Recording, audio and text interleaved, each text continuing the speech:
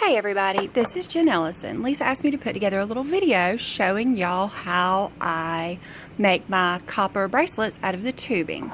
So this is what we're going to be putting together, or making, which is one of these nifty little copper cuff bracelets with the smooth little edges. And this is everything that I use. This is the copper coil that I usually find in Lowe's. I'm sure you find it at Home Depot, any kind of hardware store. It comes in various widths. This particular one, is 1/4 inch. You can see right there, and it comes in a 10-foot roll, which is pretty awesome. Alright. We also have our trusty little rubber mallet, our metal file, a ruler for measuring, permanent marker to mark with, a nail file to get it nice and smooth, and of course our lovely Pro Polish pad to get it good and shiny, and the paste wax to help protect the copper and keep it from turning you green. And it also gives it a really pretty nice little finish, I think. And we have our good old-fashioned pipe cutter. So here we go. When you open up your nifty little package here, your copper will come out coiled up like this. Just straighten a piece of it out. Measure the length you want your cuff to be. I usually do mine 6 inches since that's what most of the pre-made ones come. And I make a little mark with my permanent marker. See right there, 6 inches. Please ignore the Fire Mountain gems. Sorry, it was free. You can also use this stuff to make other pieces of jewelry too. This I made is a pendant, and I just made a little loop at the top that I run chain through. And I was able to easily punch a hole in the bottom with my little screw down hole punch, and that's pretty nifty. And then these aren't quite done yet. I got the request from Lisa, so I started working on this. These are going to be turned into earrings. Once again, I'll just punch little holes in the top with my little screw down hole punch, and I'll add earring wires to those, and those will be nifty little earrings. So once you've marked it, you'll want to cut it with the pipe cutter. Now here it is in the pipe cutter, and you see there's 2 wheels on it. You'll situate the pipe, or you'll situate the tubing in between the 2 wheels, and you'll line this little blade thing up, which it isn't super sharp obviously since I just put my finger all over it. You'll line that up with your little mark that you made, and this little piece down here, you screw it to tighten it up. Now you don't want to tighten it down too much. You want to tighten it so that it's securely in there. But if you tighten it down too much, it will start to bend this copper tubing, and it'll start flattening it out, and then if you do that, you can't cut it as easy. Now once you get it secured like that, I'll show you how you cut it. Hold on. Okay. When you have your pipe fitter, or your pipe cutter, securely around your tube, then you just take it and you start spinning it around and around the tube. Once you go around a few times, it'll get really loose. Once it gets loose, you take this end and you tighten, you screw it and you make it tighter.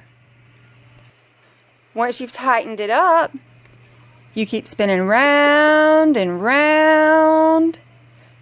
And you just keep doing that until eventually this will just break off and it'll cut the piece that you need. Alright, you can see here I have my piece cut.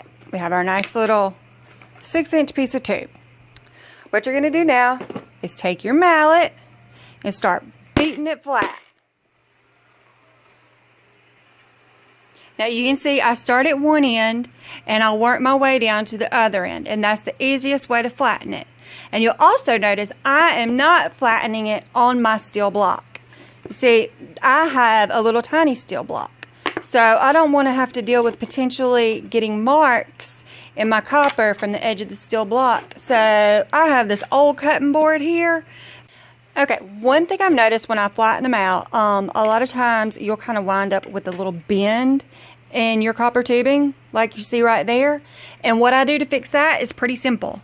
I turn it up on its side like that, and wherever it kind of arcs up a little bit, I just take my rubber mallet and I kind of gently hit it on the arced area, and it usually flattens back down and turns it into a straight piece. Okay. Here we go. Now you'll see this is pretty much a straight little flat piece of copper now. You have nice little rounded edges, so it's comfortable on your wrist. You don't have to worry about any little sharp edges cutting into you there. But we do have these nasty looking ends right here. And one thing you need to make sure of when you're dealing with those ends is make sure they are good and flat. And the one thing that I do is I take another hammer, a regular metal hammer. Now this just happens to be what I have right now, but any old regular metal hammer will do. I don't use my brass one, but I just take it and I pound on these ends right here and get them good and flat. Okay, now I've flattened the ends here. You see they probably look a little bit different than they did last time because they're nice and flat. Now we're going to take our metal file and start rounding off those corners. Here is my nifty little metal file. You can pick those up at the hardware store. I happened to get lucky and walk in Hobby Lobby and find a kit that had a metal file and metal snips and a couple other things in it for like $8. Picked it up. Yay me. Alright, so the way I find it's easiest to do this is I lay my metal file down, and with one hand I hold the handle of it, and with the other hand I take the corners and I bear down really hard and I go back and forth on the metal file and I get my corners nice and rounded. There you go. You can see I've got one corner rounded off and the other corner's still pointy. So now I'll finish the other side. And I'll also get rid of that jaggedy stuff right there on the very end, because that's what will cut you and scratch you and not feel very good and make your piece look really nasty. Okay, once I've finished with the nail file, the ends are rounded, but they're still a little rough because I was doing it with the metal file. Then I'll come in with the nail file and I'll lightly file over all those edges until everything is just nice and smooth to the touch. Here we go. This end has been filed with the metal file, and then I've gone back over it with the nail file. You could also do this with sandpaper, but I find a nail file easier just because it's a little more stiff, and hey, if you're a girl, you're probably used to using a nail file anyway. But I've gone all around the edges, and actually if you run your finger over it, it'll feel nice and smooth. You don't feel anything rough or jagged, and it makes it comfortable to wear. So you'll do one end and you'll do the other end, so you'll have nice pretty rounded ends for each side of your bracelet. Okay. Once I've got my blank, once I've taken the ends of it and I've rounded them and I've smoothed them so they won't hurt you, another thing that I kind of like to do is go back with my brass hammer and kind of hammer over it, and it helps make it just a little bit more flat, and it doesn't leave as bad of marks in it as it would if you used a regular metal hammer, and it gets a little bit flatter than our rubber mallet back here does, at least flatter than it does for me. Maybe I can't hit it hard enough to get it good and flat. The one thing that I did notice though, when I do hit it with the brass hammer, you do have a little bit of marks. Hold on, let me get it focused on here for y'all. It leaves a little bit of marks around the edge, but it's pretty uniform, so it kind of looks like it's meant to be that way. And I kind of like it. It gives it a little character.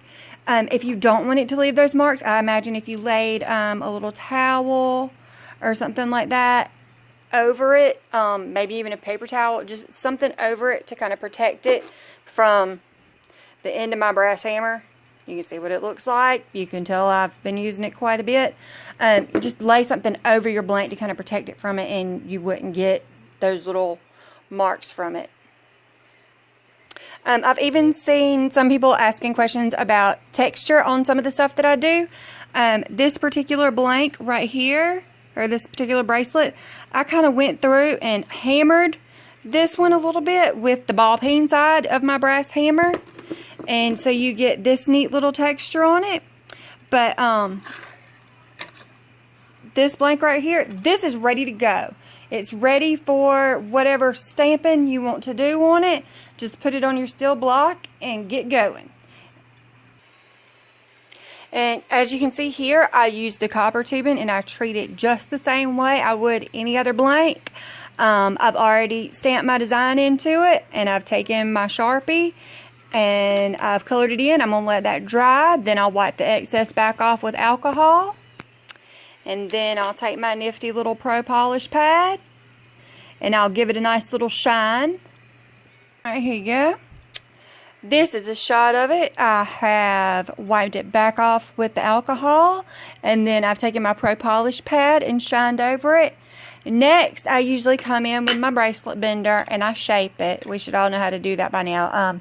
I make sure I do it very slowly and very carefully, because sometimes when you're bending the tubing around, it's really soft and different spots I want to catch, and you know, sometimes when you're bending stuff around here, it just doesn't want to do right. So anyway, I do it very slowly and very carefully. I kind of make sure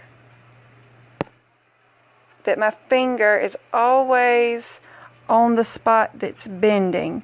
So that way, I'm sorry, I'm trying to do this one-handed, but I follow it carefully around the edge so that way it gets the smoothest curve possible.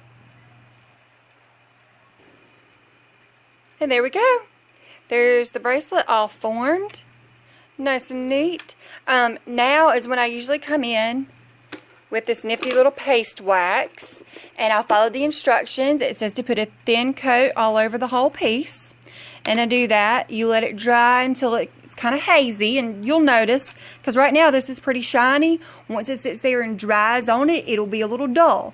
Once it turns dull, then you take a soft cloth and you just buff it back off, and whenever you do that, you get a nice shiny piece like this, or this one, my Mom and Ain't Easy one.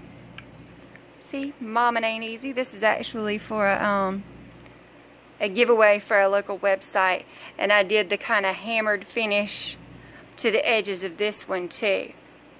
But I like using the copper tubing because I can run straight to the hardware store. I can pick it up. It's inexpensive. If I mess it up, it is perfect for somebody that's just learning. I hope you enjoyed the video, and if you have any questions at all, please feel free to ask. I hope I didn't leave anything out. This is the first time I've ever done one of these, so I hope you liked it.